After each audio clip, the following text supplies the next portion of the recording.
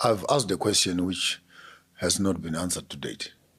That how can 10 to 15 white men sit on a table and make an agreement which 54 presidents and leaders cannot undo? What is it that such a small group of united Europeans can take a ruler and cut your continent to pieces?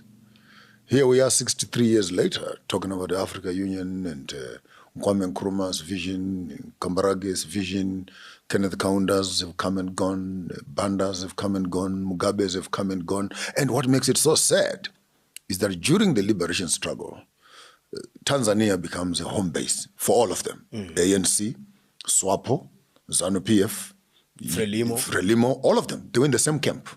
They all were agreeing as comrades, let's go back and liberate our countries. But immediately all of them go back to their countries. They've become enemies of each other. So are we only friends at war and we're enemies at peace? And if we can fail, therefore, as African governments in this deja vu of what we lost, over and above the culture that Chinua Achebe can echo, now we're talking about the loss of even the unity that became the fuel of our own independence. But King, you know, let's trace it. In 1963, in Addis Ababa, the question of undoing Berlin was a live issue. And if you look at the early debates, there are those who said, let us undo the boundaries. And then it was examined, and they argued that if we started undoing the boundaries, there would be great conflict because the neo-colonizer is still with us.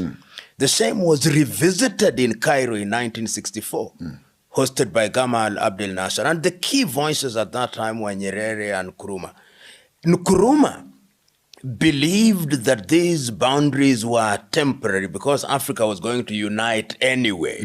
So his argument was, well, these are only going to be boundaries for purposes of administration. And the doctrine of inviolability of inherited boundaries was then drilled down.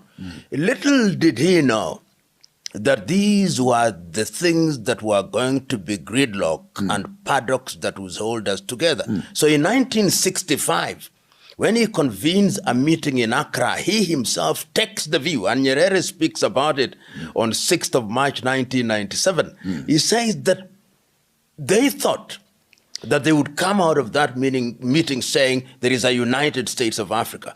But the neo-colonizer was thinking differently.